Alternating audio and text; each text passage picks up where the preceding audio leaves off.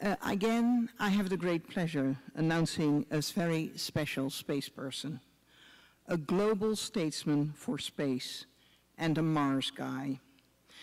Most of you only think of him for where he has been, our moon. And true, he was one of our first men to land on the moon. But much more than that, he is the astronaut that keeps looking forward to our future in space, starting on Mars. Like I said, Buzz Aldrin is a Mars guy. Buzz, you and I have that in common. Artemis is the goddess that's associated with the moon. Buzz Aldrin is likewise associated with the moon. Both of us have decided to change allegiance to Mars, for we both believe that the future of humans in space starts on Mars. Buzz, I invite you to enlighten us about your mission to Mars.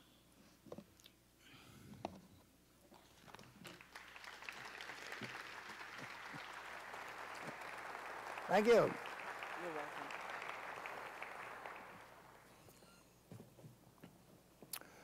welcome. We sure have come a long ways since the Mars Underground in Boulder, Colorado. I'm used to teleprompters, but this is going to be free wheeling it today, and I'm going to try and be as brief as I can, and if I run over, it's because you're not going to get lunch, and I won't sell any more books.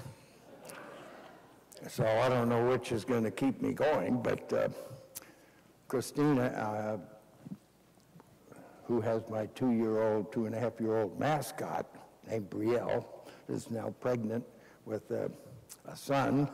So I'm going to be on my own in about a month or two as far as my traveling. So Christina, if you'll run to the next slide, please. This is perhaps a little bit more substantial, but I like the word institute. It implies something that has some real meat to it. Unfortunately, it doesn't have much meat that's in the dollar signs, but I'm looking for that. Now, somebody said this was going to work fine. Well, maybe you can't see that.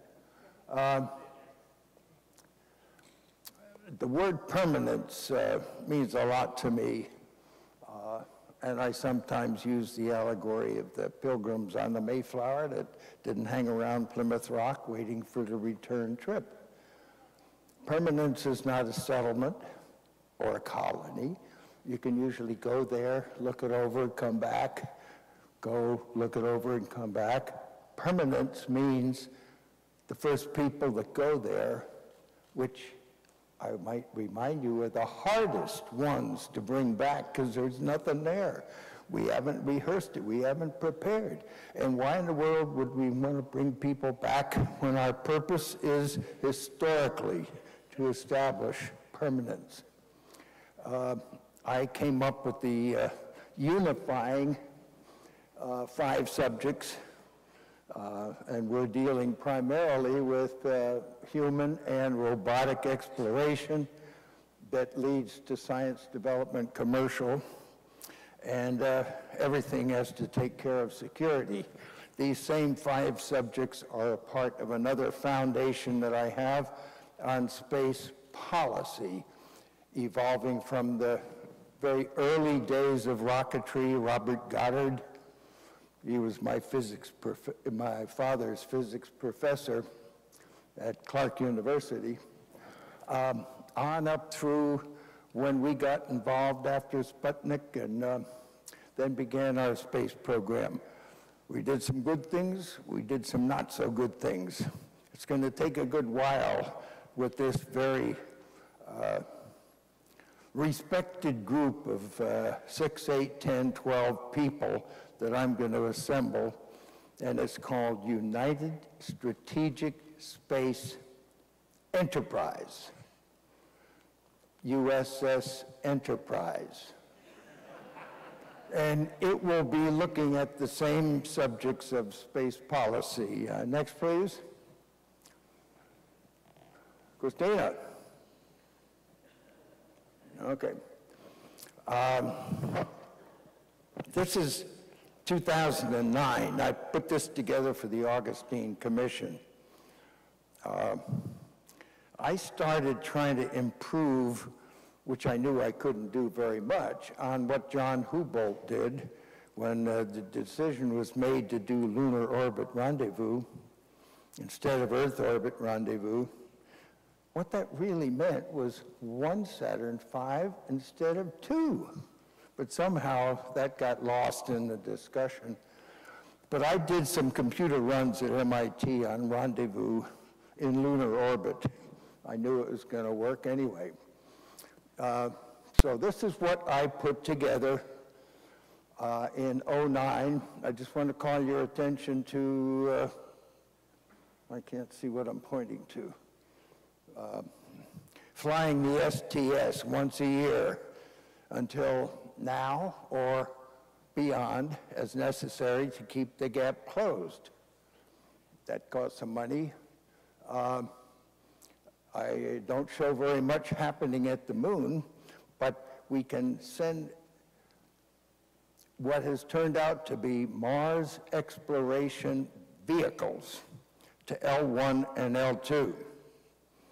Now, and this doesn't show a whole bunch of other things that happen, except NASA does not land on the moon. That was quite clear to me. So why spend a lot of time on talking about what they're going to do? But we could do a cycling orbit with the spacecraft, Earth-Moon cycling orbit, before it settles down at L1 or L2. I don't know that that's necessary or not, because I got talked into Mars because NASA didn't seem too interested in improvements on Houbolt's lunar orbit rendezvous, even if you were doing it for reusability, not to land somebody on the surface, but for tourism, flying by the backside, flying by the front side, then coming back, flying by the Earth, dropping people off, picking up other people. NASA didn't have any interest. So Tom Paine, who was the administrator of NASA during our flight and a little bit before, and for quite a while afterward, he was writing his memoirs about being a submarine commander in World War II in Santa Monica, so I would visit him rather frequently. And I knew he was working on something about every 10 years, how many people are going to be on the moon, how many people are going to be at Mars, and it kept going for 100 years. And he got picked to do the study pioneering the space frontier. In my estimation, probably the best study of the future that's really ever been done.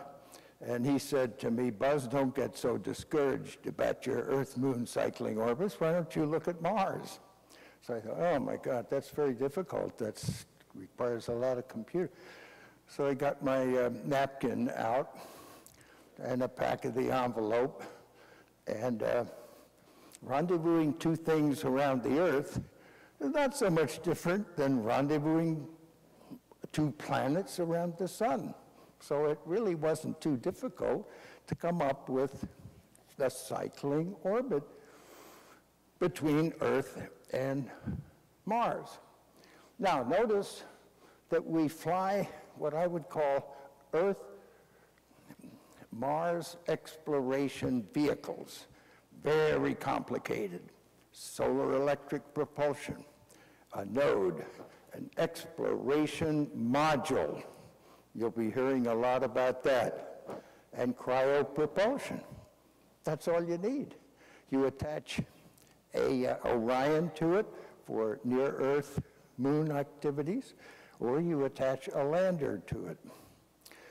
in writing the book that you're going to be buying after this lecture, Leonard David said, Buzz, what the hell does a cycler look like?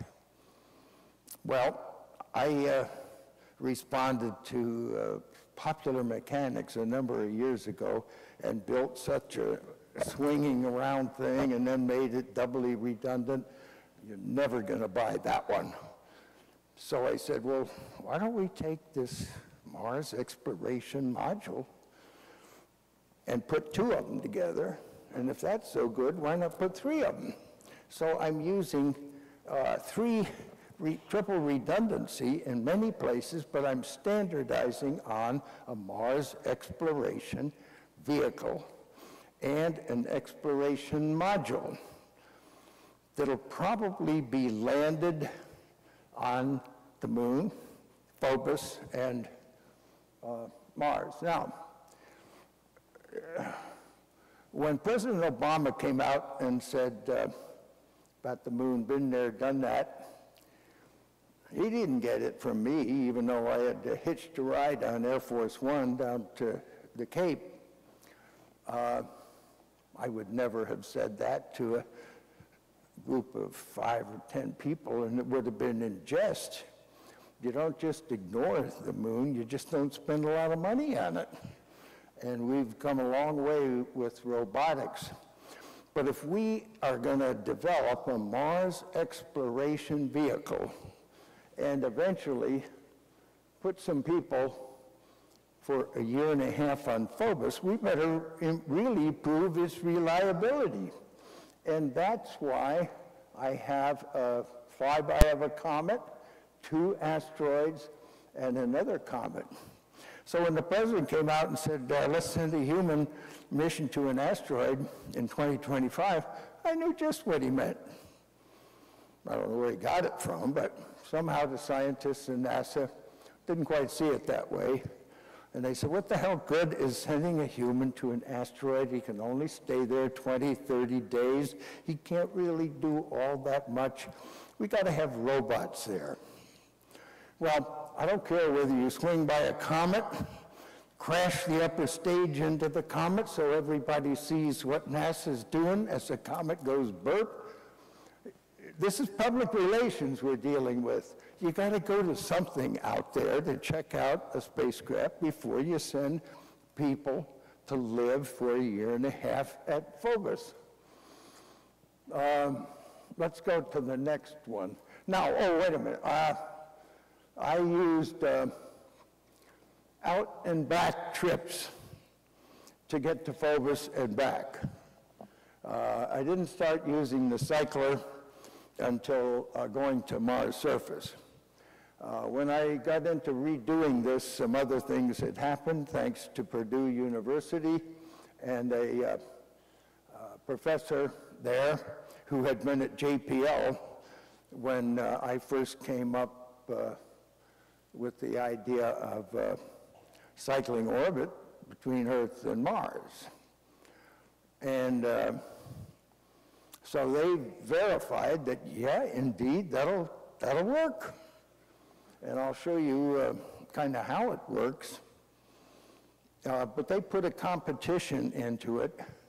And since you can go to Mars every 26 months, and in a rotating coordinate frame, here's Mars. Earth approaches, and from my rendezvous, that's about the time you want to make a transfer, or you want to leave Mars and intercept it here. So every 26 months, Mars makes 1 revolution, but the Earth is ahead, so the Earth makes 2. Everybody knows that. Let's see the next slide, please. Now, here is what has been known as the Aldryn Cycler. If I leave Earth at E1, swing by Mars about 5 months later, then 21 months later, I come around and advance what results in shifting the line of apsides, which takes care of, instead of 24 months, is 26 months. So now we leave at E3, and we get to Mars at E4 and go out again. And that's pretty good, but it's not too good if you're bringing people back. The mirror image and even the approach velocity is pretty high at Mars. So I started looking, maybe there's another way in one synodic period.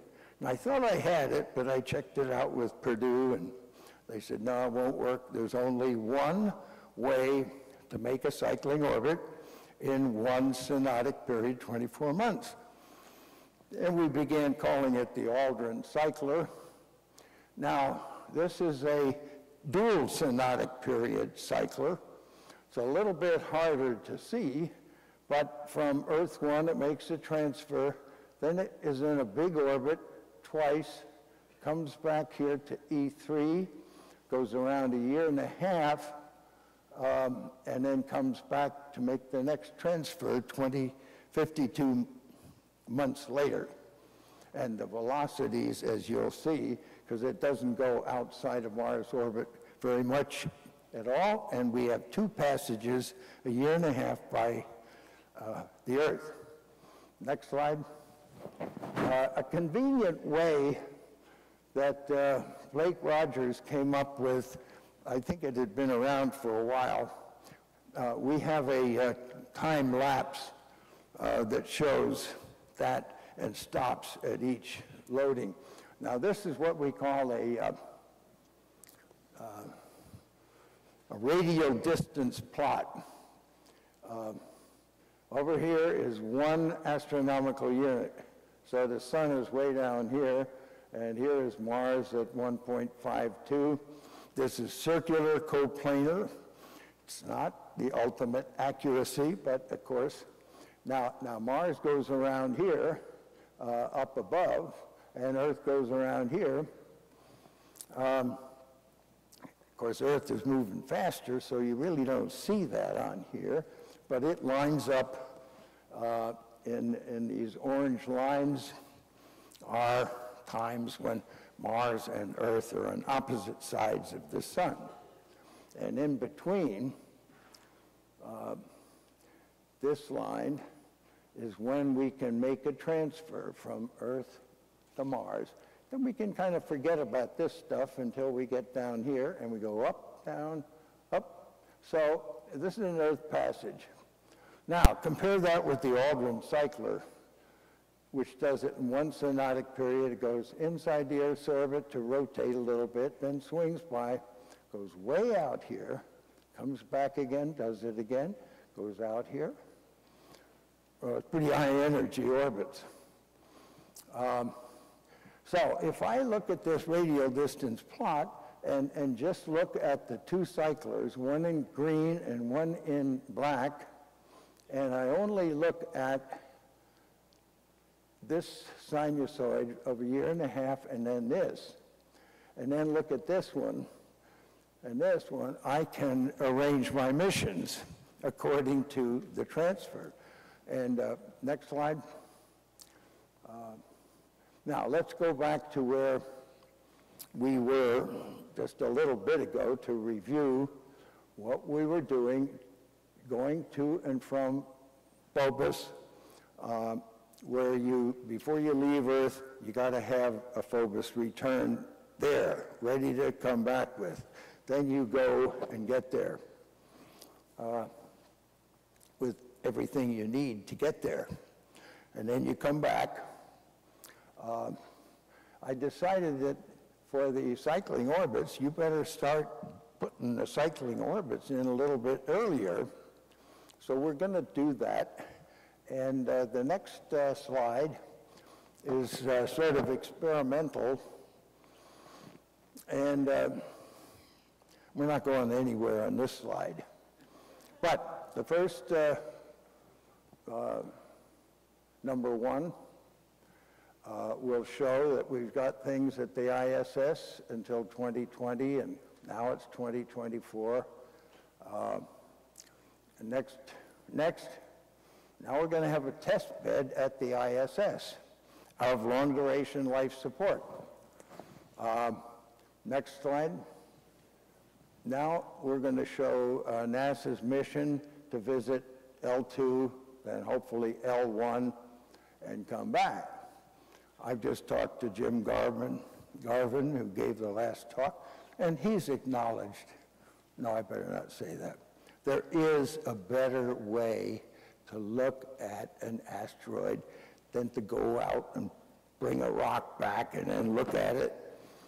At the same time, it's the first crewed mission on an SLS and an Orion. But I'll get to that in a minute. So that's the unmanned trip. And the next slide will show the manned trip to L1 and L2 and back again. Next. Now we're going to send a Mars exploration vehicle to the Chinese space station. Now you'll see in the later improvement with colored pencil drawings that, that what I'm doing at the Chinese orbit is putting together an inflatable and a rigid, and putting them together instead of putting them at the ISS. We may be running out of ports, we may be running out of ISS. But in the same orbit, I don't mean in the same plane, but the same inclination. So it's this way, and the other one may be this way, and they're not going to run into each other. We've got ways of ensuring that that won't happen. But I think that the 30 or the 42, 43 degrees, the Chinese orbit, it just brings us together with China, which I'll talk about that a little bit later. And it promotes an opportunity for China to, a year from this July is 2015, the 40th anniversary of Apollo-Soyuz. The Cold War was going on then, you know, in 1975. But these two nations decided to do a joint mission in space. I don't think anyone will look back and say that was a bad thing to do.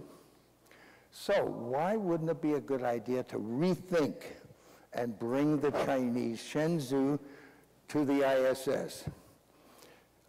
That way we can kind of cut this opposition above the atmosphere to commercial and civil activities, science, civil, commercial, above the atmosphere. That's where we're going to cooperate. None of this reconnaissance, secret reconnaissance, ballistic missile destroying somebody's other stuff, and it's above the atmosphere, so it doesn't involve the guidance for ICBMs. Next. Now we're going to do a robotic mission to an asteroid. Now, isn't that what the president said to do during 2025? Okay, well, we sent a robot there first. So now, in about 6 months, we can get a crew there to arrive at the same time. Now, we built this robot to last a long time, and it's going to do some delicate things for the first 20, 40 days. And we're going to have a crew up there for those number of days and come back. And on board that Orion, we can have a science guy for asteroids, a science guy for resources out of asteroids, and the technician who built the robot that they're going to be looking at with 0 time delay and optical line of sight. Much better than asteroid retrieval. Don't know how you feel about that, but there's some other things. Next, we're going to send a crew to L2 in the Mars exploration vehicle. So we test out the Mars exploration vehicle, and we have an Orion that goes along with it. Now we can exchange these the crew about every year, or decide to do it man-tended, but with other scientists from other countries. We're doing robotic commercial and science missions on the surface of the moon. On the backside, as shown here, we can build a lunar far side antenna robotically. We can, most important, assemble the objects landed by other countries on a lander, maybe the exploration module that we design, we can work out with somebody who's going to land on the moon. How about ESA? ESA has a company in Italy called Alenia. They built a lot of pressure vessels, so we'll get Alenia to work with our design, and we're going to bring in the other countries. I don't have a schematic of 3 exploration modules together, but when you tie them together, each one, all of them have ports at 90 degrees to each other for standardization, and you can bend the connections 15 degrees, I think. Now, out of each one, 2 countries can go here and here at 90 degrees to each other. Can handle 6 countries or 6 different going out. Now, I thought, God, you're smart. You looked around and nobody else has an international lunar base. They're only interested in one nation going or what you're going to do when you get there. So I said, well, what the hell, I'm going to have to invent one. So I did, and then it occurred to me also that we want to cooperate with China. We want to lead China. Why? Because we know more about the moon than they do. Because we want to help them, since they'll probably be the first ones to land.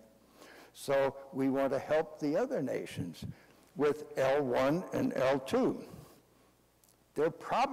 China is probably going to want to build a base on the front side. So we may build a base on the front side first, module by module. You put a module down, it's on a lander. You have a flatbed and a rover, 2 of them eventually, and you go over and you pick the module off, the lander, put it where you want it. The next one lands, you go on over to it, pick the module up, bring it over to the next one. It's not like zero gravity where you bring something together with real fine attitude control and all that. This is a gravity field and uneven terrain. So your flatbed brings something together and they're just not aligned. So you have to have a rather complicated roll, pitch, yaw, and so forth, and then bring standardized docking things. That's what the U.S. does. To all the modules built by other people, we're responsible for the high technology, the bringing together of somebody else's modules. Well, why would we do that? Well, because we could practice all that stuff on the big island of Hawaii with a program called Pisces, and then knowing how to plan to do that on the moon and carry it out, we can do that on Mars from Phobos. Now, we have to know how to do delicate things from L2, 50,000 miles away from the far side. Now, fortunately, at Mars, Phobos goes around at about 4,000 miles, so it should be a little bit easier, but we're going to have relay stations to keep track of where the landing site is as Phobos goes around. Anyway, this slide shows L2 first, and next we'll show something at L1. Now, what I haven't shown in here is there's more going on than that. We got to send that human mission of about 6 months out to the asteroid, stays there for a few days, then it comes back. That makes a pretty busy time period, but not everyone is going to be on schedule to do these things. As those are manned initially, and you visit them with an Orion, we send another Orion up there, bring the first crew back down again, or maybe commercial. But that's a lot of launches if you do that every 6 months, so I think you do it once a year. Okay, I got to move on. Next, please. We're at L1 now. Next. Now we're going to put an unmanned facility with the Mars exploration vehicle at Phobos. Next. Now I'm going to show that we're sending an exploration module up with a crane and so forth. Next. And we're going to send 2 more exploration modules, so we got 3 of them together. We don't send them up there, somebody else gets them there, and we bring them together. But we help them design that stuff. Next. Now, this is a staging orbit.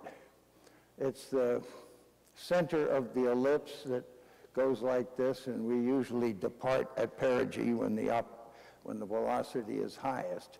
So instead of messing up the chart, I'm just showing that an ellipse here is the staging orbit, and it may be an ellipse sort of like that. Next. Next. Okay, now we're going to begin to build a facility at Phobos with exploration modules, and we're going to visit it unmanned, the dotted lines, and then we're going to come back. Next slide is going to show another sending on a 2-year mission, a Mars exploration vehicle that's going to be sitting there. And next mission, we're going to have a cycler here that I'm going to call the Armstrong Cycler, and this is going to take unmanned lander up here. Now, in my latest scheme, I'm going to man that one. We're going to build up the confidence. Next. Now, it's going to make an unmanned landing of the lander. Now, you notice I had a question earlier about what do we send to Mars? Well, we send 2 rockets to part the staging area. And they got similar rockets. We'll put them together so that we can separate them if one of them fails, and we'll put a lunar module on both of them. Kent? Rominger? No, Orion. So we're going to, this is unmanned, the next one's going to be manned, but we're going to send a return trip here, Mars exploration vehicle, and the next cycler is the Conrad Cycler. Now this is bringing an unmanned back with a Mars exploration vehicle and a Mars lander. This doesn't show a lot of detail. We'll show that a little bit later. So let's get to the manned final, that's unmanned return. Move on to the next 2. That's a manned delivering 2 landers on a Conrad Cycler. And as it gets up to Mars, it's going to land off the Cycler, not get into orbit, but it's going to come in with the Cycler and depart the Cycler and go right to the landing site. That's how we're going to end up doing it in the future. So this does it unmanned, and now we got another Cycler going up there. Next, we got a return capability and another Cycler. Well, we bring the first crew back. Here we had an unmanned return. Here we had a manned 3 people. Next. Okay, now we go up.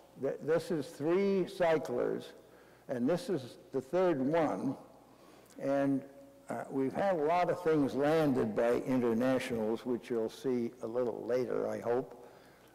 Now, this one's going to stay there, but again, it drops an unmanned lander off the Cycler, and then stays there, does not come back. Next. and it's going to catch the next cycler that's going to land 6 people, but we're going to land 3 from here who know more about what they've put together down there than anybody else. So they get there a week before, a couple days before the cycler comes in with 6. Next. Next cycler. Okay. Now, there are a few things that are not quite right with this. How do we test the lander from Earth orbit, Mars lander from Earth orbit? How do we test it from lunar orbit? And how do we test it from Mars return unmanned?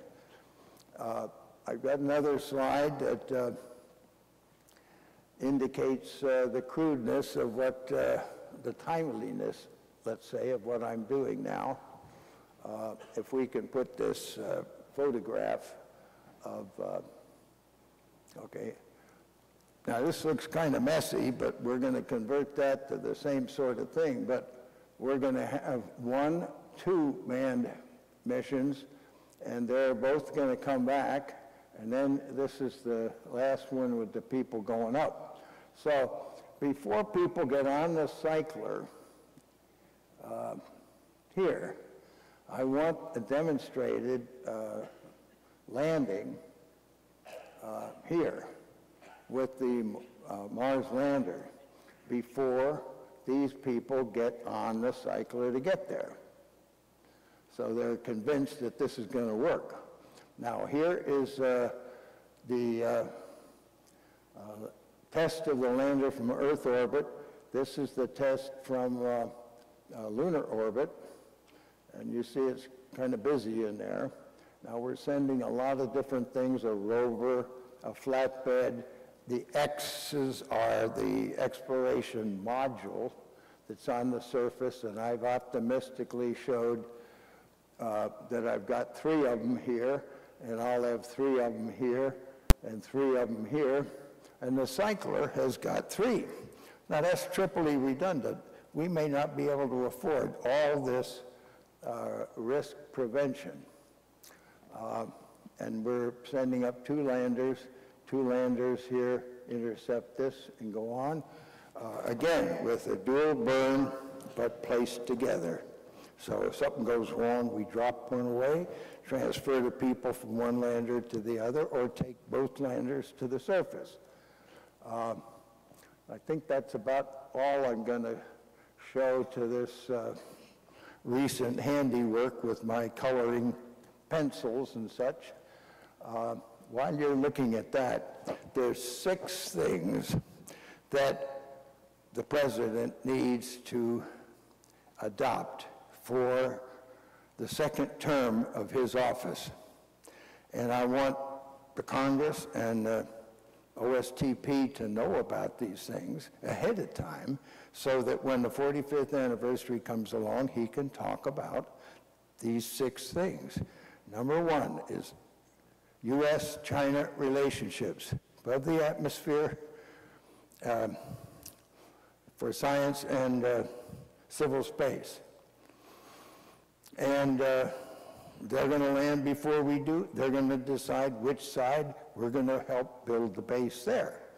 And we're going to do things to help them and everybody else who wants to go by doing things there at the moon that help us assemble and robotic things from L1 and L2. Number 2 is, what are our relations with going to the moon? Well, you've sort of seen them, in my opinion. We don't been there, done that, and we don't have a full-blown, but we really have to come up with some kind of a statement based on a study that says we're not going to do nothing, we're not going to do full bore, we're going to do something in between. Now, the next is asteroid retrieval. I sure do not think bringing a rock back is better than taking what the president said, human mission to an asteroid 2025, but send a robot there first so that 2 get there at the same time. While we're talking about asteroids, planetary defense is not a NASA mission.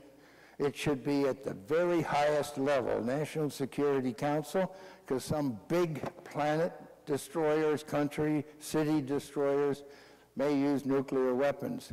Last I heard, NASA doesn't have any of those. So we have to get together at the highest level with the UN and all the other nations that have that capability.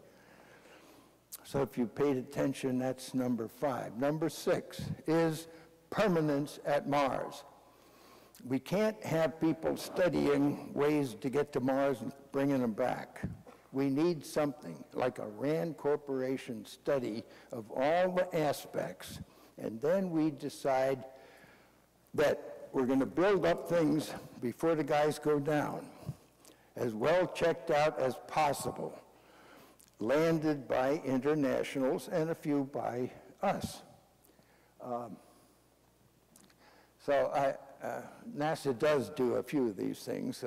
I don't want to gloss over, but I did want to get those 6 items out that are very important, that the President needs to know about, the Congress, and we need to present those 6 items to the American people.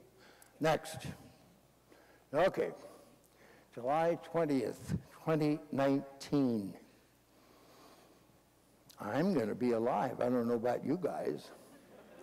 But I'm going to really push from now on, and maybe even before, to see that anniversaries are appropriately honored up to and including the 50th and beyond, because a president can make this statement: I believe that this nation should commit itself to achieving within 2 decades an American-led international permanence on the planet Mars. All you got to do is think a little bit. What's it going to be like 100,000, thousands of years from now that one individual, one leader on this Earth, after the Earth has had humanity go through its all evolution, now says, we're going to begin permanence at another place. That is a legacy that will last in history for a very long time. And we need to convince people of doing that. And maybe I'll retire. I kind of doubt it. There are a lot of scuba diving places that haven't been to, and there are a lot of people who think this is an egghead idea. So I got to hang around and smarten them up. Anyway, that's the way I feel. In a quick version, it may be the launch rate is not real high and real heavy. I don't believe we really need a heritage-built components designed by the Senate, originating from the 1970s, improved a little bit with failures, like a 5-segment didn't operate as well as a 4-segment. It's expensive. I think we can modify what we have, new engines, and come up with degrees of reusability. I remember in 1970, I went to Huntsville because I was kind of excess baggage because I was leaving as soon as my kids were out of school, going to the test pilot school. An odd thing to do, to be commandant of a school you've never even gone through.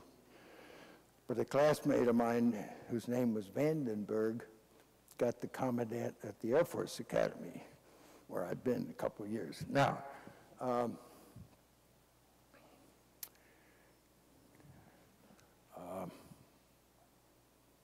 not sure where I was.